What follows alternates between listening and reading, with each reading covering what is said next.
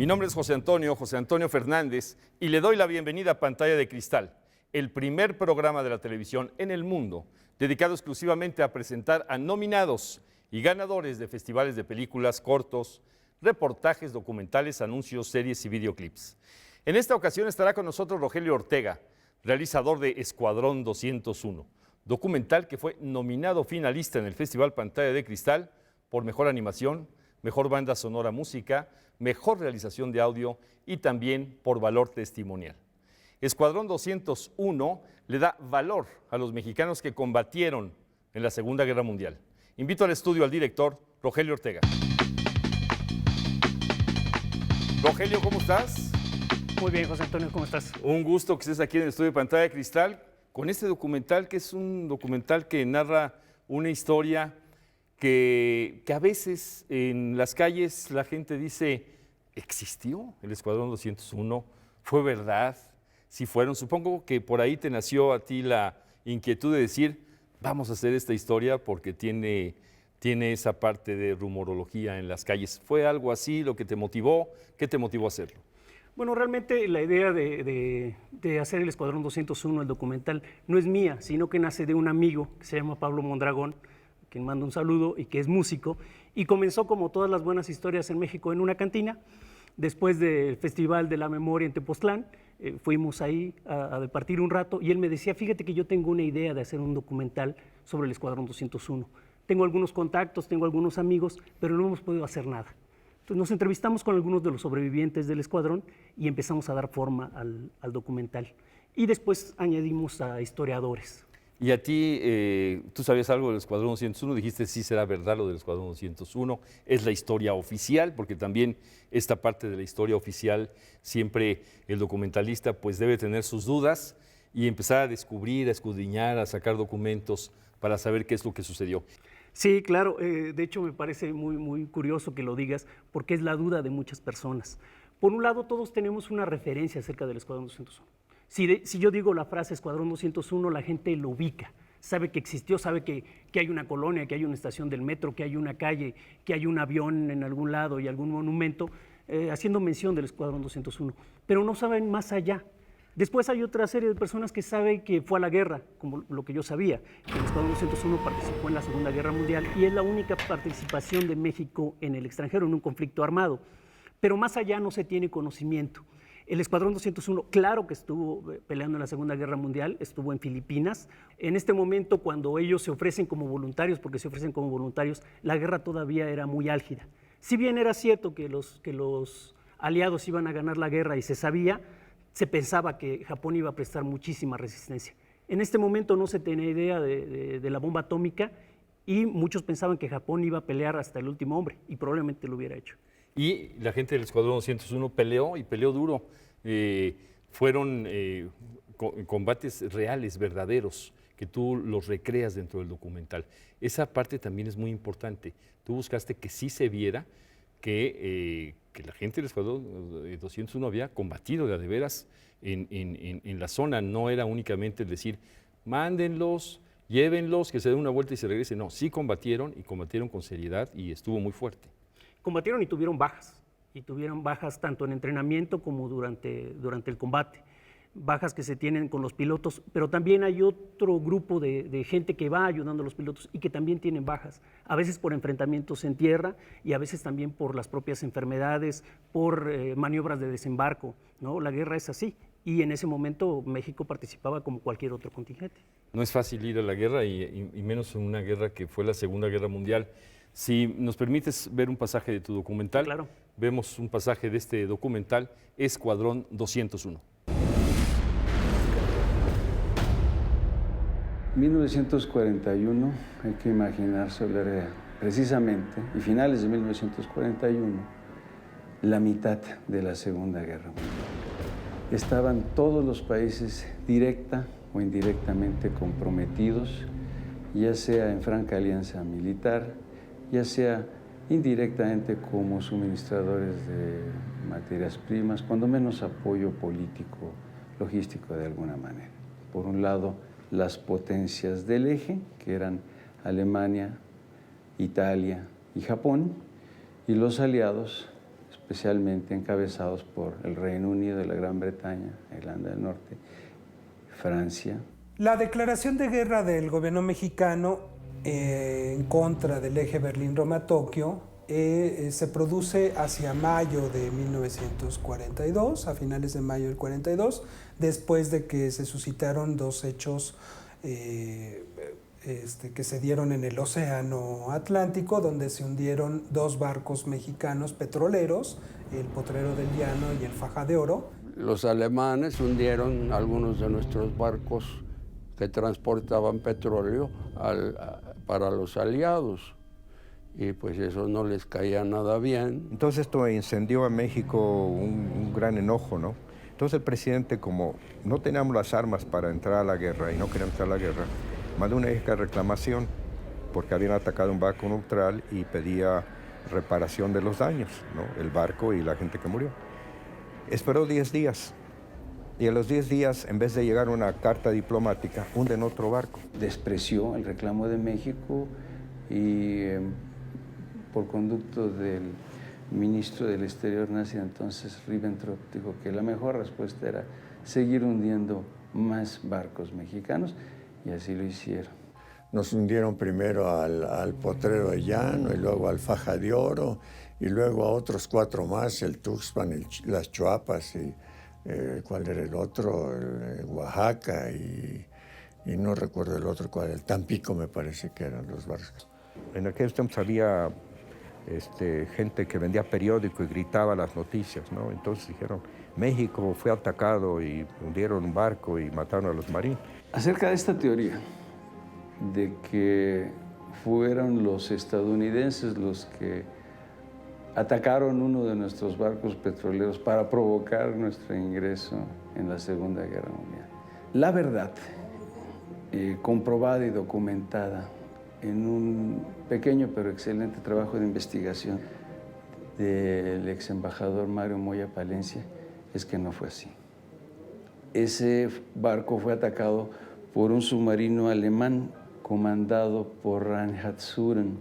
Está documentado que Reinhard Suren no sabía realmente bien a bien de dónde era el barco que estaba por atacar, y el hecho es que lo hizo y con eso provocó el cambio total, el cambio de calidad, digamos ya, del posicionamiento mexicano en el marco de la Segunda Guerra Mundial. Ataques de los submarinos alemanes a barcos de bandera mexicana, que creo yo fue el gran pretexto para entrar a la guerra. Alemania hunde esos barcos y ese es el motivo, al parecer formal, por el cual México declara el estado de guerra. México no declaró la guerra, declaró el estado de guerra. Pero en realidad había otros compromisos. Yo creo que el fundamental era participar en la Alianza Americana. Yo digo que fue para aliarse dentro de este esquema hemisférico de política mundial, ¿no? Yo creo que México estaba muy activo, era una pieza clave en Latinoamérica para encabezar esta política hemisférica. Cuando fuimos a pelear por México, fuimos a devengar el honor de esa ofensa que hicieron el ejército alemán. Y entonces se convierte, por definición, en aliado de los norteamericanos. Entonces, Estados Unidos pidió a México cooperación en crear bases de radares, estaciones de radares. Costó mucho trabajo porque los norteamericanos querían manejarlas ellos, y el gobierno mexicano dijo, no, esas las manejamos conjuntamente, pero no puedo dejar que personal militar norteamericano sea autónomo en México. Y también querían bases aéreas y querían bases navales. Y México tuvo la misma actitud. Entonces, los norteamericanos decidieron que no, que así no construiría ninguna base naval en México y no construiría ninguna base aérea en México. Que en última instancia, aviones norteamericanos podían bajar en bases mexicanas camino a Panamá y de regreso. Pero el proyecto era mayor, el proyecto era tener bases aquí en México. Muy aliados de los norteamericanos, pero México puso unos límites. No tendría que haber personal militar armado en México. El señor presidente Ávila Camacho designa al general Lázaro Cárdenas como comandante de la zona militar del Pacífico, porque es el único capaz de aglutinar bajo un mando eficiente, pero sobre todo de lealtad comprobada, a todos los diversos comandantes de las zonas militares de la costa del Pacífico, más los comandantes de las 2 zonas navales que había. Entonces requería a alguien con prestigio, con una clarísima convicción de patria también, y la decisión yo creo que fue absolutamente atinada. Lázaro Cárdenas era profundamente antifascista y en ese sentido tenía una conexión política con Estados Unidos y con Roosevelt, con el presidente Roosevelt en particular. Entonces, la relación es cercana, pero el nacionalismo del general Cárdenas es mucho más importante. Entonces se mandaba un mensaje muy bueno. Tienes aquí a alguien que es probadamente antifascista, pero para nuestro interés es probadamente nacionalista. Se requería un hombre de prestigio inmenso para estar a cargo de la defensa del Pacífico, por temor de una remota y lejana intervención japonesa, que no era tanto, pero sobre todo por temor a un intento de avasallamiento norteamericano, que ese era absolutamente real. Regresamos al estudio de Pantalla de Cristal. Estamos con Rogelio Ortega hablando de su documental Escuadrón 201.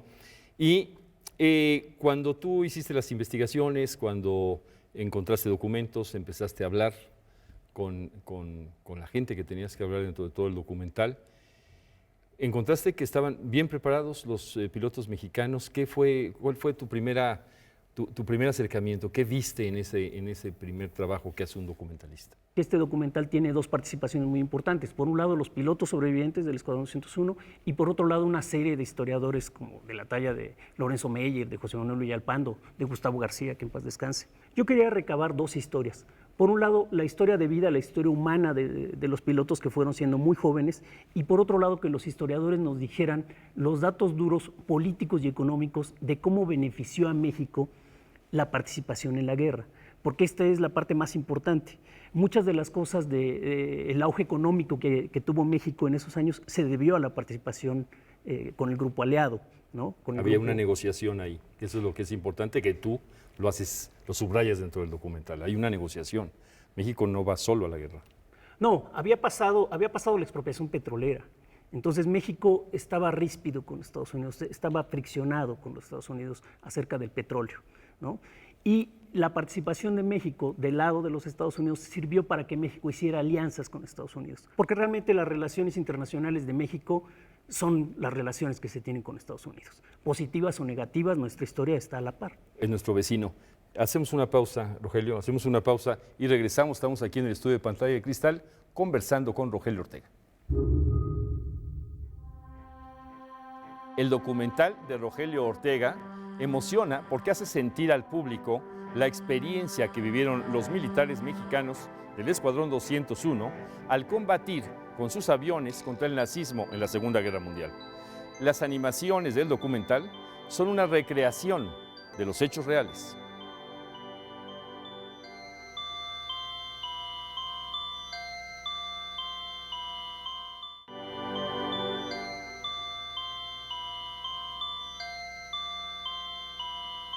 Regresamos al estudio de Pantalla de Cristal. Estamos con Rogelio Ortega conversando sobre su documental Escuadrón 201.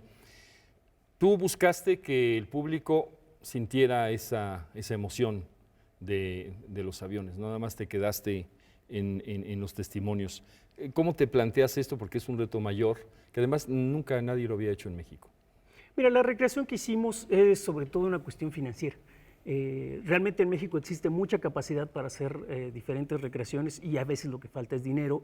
Nos conformamos con tener fotografías, que en este caso las fotografías históricas son también muy valiosas.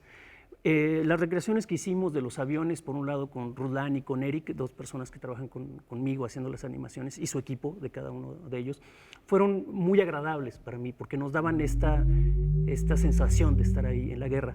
Por un lado, la Sedena nos facilitó poder grabar en aviones reales. Entonces grabamos a pilotos, grabamos con un actor, un piloto y un mecánico en un avión, en un green screen, diferentes situaciones, y después llevamos estas grabaciones para recrear las animaciones, independientemente de que hicimos un modelado del avión, el P-47. Es decir, tenemos información de primera mano. A mí no me gusta hacer documentales de cosas que pasaron con un locutor de voz de fondo y una serie de fotografías encima. Me gusta ir con las personas que lo vivieron. Y tuvimos la suerte de encontrar a varios sobrevivientes del escuadrón, y entonces los pilotos nos comentaron cómo habían sido las operaciones, y después tratamos de llevar estas operaciones a la ficción, a la animación. Hicieron estas animaciones, hiciste pruebas, primero se las mostraste a alguien, ustedes mismos hicieron un trabajo de audio también ahí muy importante, porque aquí el audio es clave. Esa parte, ¿cómo la construyeron? Entre el audio, la animación, la acción, pensando que además es un documental, no una película de ficción. Sí, el audio, que es muy importante, lo hace Gabriel Coll de Sony Pro, que es una persona muy, muy avesada en estos trabajos. Y claro que tiene una cuestión dramática. El documental no es una cuestión aburrida, tampoco es una cuestión periodística. El documental tiene que tener una cuestión que sea dramática, porque al final el documentalista no está contando la historia de la verdad, está contando la historia de la verdad de una persona o de un grupo de personas en particular. Y esta es una cuestión que nosotros no queríamos cuestionar. Para los sobrevivientes del escuadrón, que hoy tienen entre 80 y 90 años, poder hacer sus recuerdos eran, a final de cuentas, sus recuerdos, no una cuestión histórica estricta. Claro, estás haciendo ya una interpretación, además de algo que pasó hace ya algún tiempo, y que quien la cuenta, pues tiene la posibilidad de contarla de una o de otra manera. Al final de cuentas, ahí está el personaje, pero puede contarla de una o de otra manera. Si nos permites ver otro pasaje de tu documental, de este documental, Escuadrón 201. En esa misión fue la primera misión de combate que hicimos, el Escuadrón 201, un bombardeo en picada. ¿Y por qué no lo hacemos con el Thunderbolt, con el que teníamos nosotros? Le digo, pues porque no se puede. Si ese avión nomás le pones la nariz así y excede la velocidad del sonido y ya no puedes recuperar. Bueno, pero insistió tanto que el alto mando autorizó, cuando se supo que el escuadrón mexicano tenía expertos en bombardeo en picada, refiriéndose al que hablaba, pues déjame hacer unas prácticas para ver si se puede hacer. Y generalmente cada escuadrilla volaba una misión con 4 pilotos y Fausto venía detrás de mí, pegados casi prácticamente, y yo primero y luego él. Solté mis bombas y salí inmediatamente, rasurando el mar prácticamente.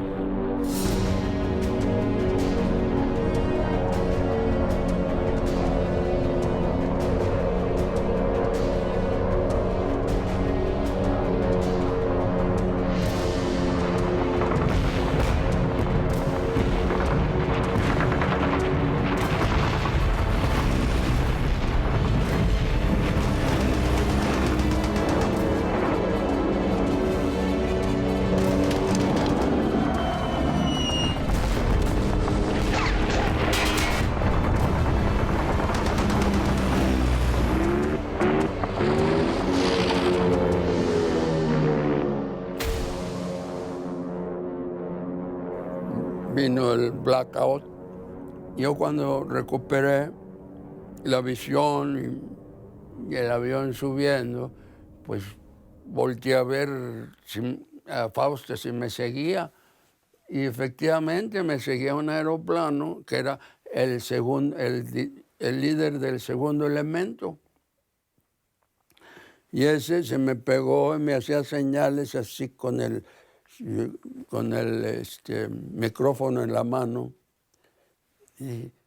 y agarré, porque teníamos prohibido hablar por radio en esas cosas. Yo conecté y le dije, ¿qué pasa?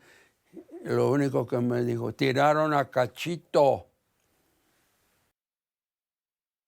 Regresamos al estudio de Pantalla de Cristal, estamos con Rogelio Ortega platicando de su documental Escuadrón 201. Yo recuerdo cuando yo era pequeño, que bueno, el Escuadrón 201 era orgullo nacional. Cuando yo era adolescente también, adulto, y hoy mismo lo sigue siendo. Es un grupo que nos da mucho orgullo a los mexicanos. Ahora que tú los conociste más, ¿qué otros sentimientos tienes hacia este Escuadrón 201 que pudiste colocar dentro del documental? Mira, una de las cosas por las que quisimos hacer el documental es porque había muchas leyendas urbanas que la gente hacía en detrimento del propio escuadrón y que son completamente falsas. Una es precisamente que ellos participaron ya al final de la guerra. Si bien eso es cierto, cuando ellos se ofrecieron como voluntarios y fueron a entrenarse a Estados Unidos, no se sabía cuánto iba a durar la guerra. Se pensaba que la guerra iba a durar 4 años más, al menos. De hecho, ya había reemplazos para el primer grupo de gente que fue al Escuadrón 201.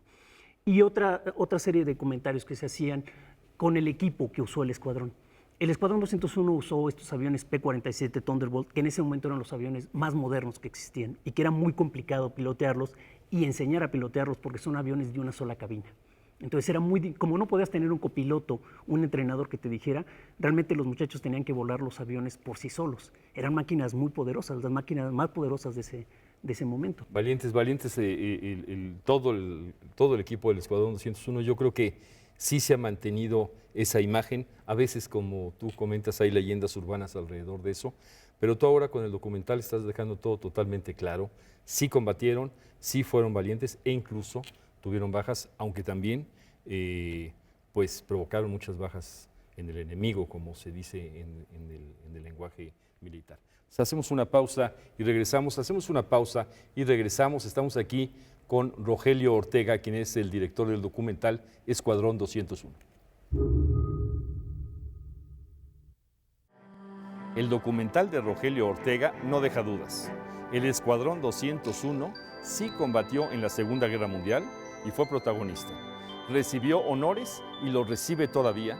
Es un ejemplo de valor y lealtad al país.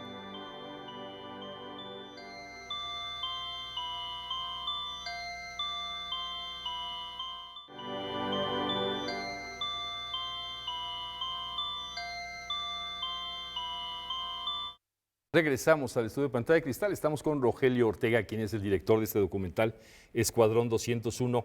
Y como buen director de documental, eres un buen chef para preparar el documental. Le pusiste una dosis especial, que son estos comentarios sobre cine. Platícame un poco de esto, porque es algo muy importante dentro del documental. Mira, un gran amigo que ya se nos fue, que se nos adelantó, Gustavo García, siempre participa de una u otra forma en mis documentales de alguna manera. Es una persona muy docta y aparte disfrutaba muchísimo de enseñar lo que era el cine. No quise por eso dejar de pasar por alto esta importancia, que localmente nos gusta mucho hablar de cine, sí, y saber qué pasaba en ese momento, y por otro lado, pues, hacer un homenaje al gran amigo.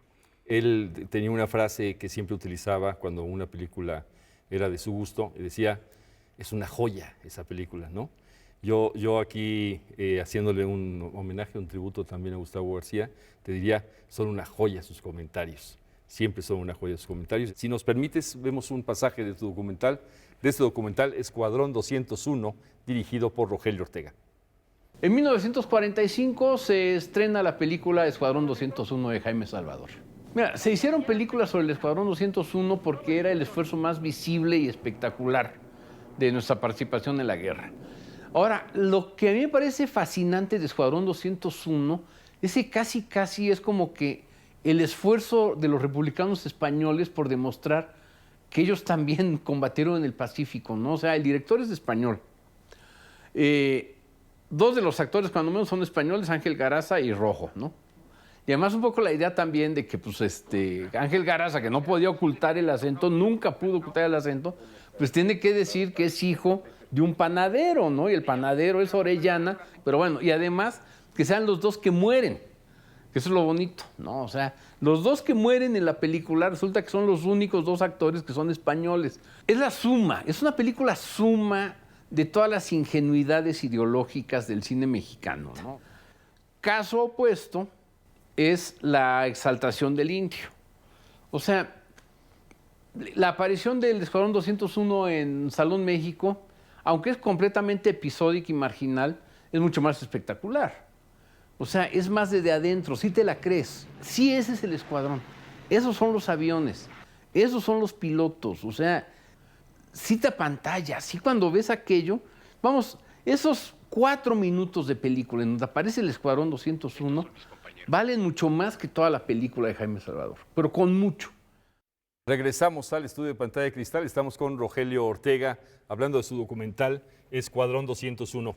Y este documental, ¿por qué el público tendría que ver tu documental? Mira, es importante conocer nuestra historia, ¿no? A través de conocer nuestra historia conocemos mejor a nuestro país y tomamos mejor nuestras decisiones. Realmente nosotros tenemos que conocer toda la historia de nuestro país y toda la historia de la humanidad. Entonces, conocer este pasaje de una historia reciente, porque hay sobrevivientes todavía, de la participación de México es importante. Pues felicidades por tu documental del Escuadrón 201. Yo creo que es un muy buen documental. Muchas gracias. Gracias al público que nos acompañó el día de hoy aquí en el estudio de Pantalla de Cristal.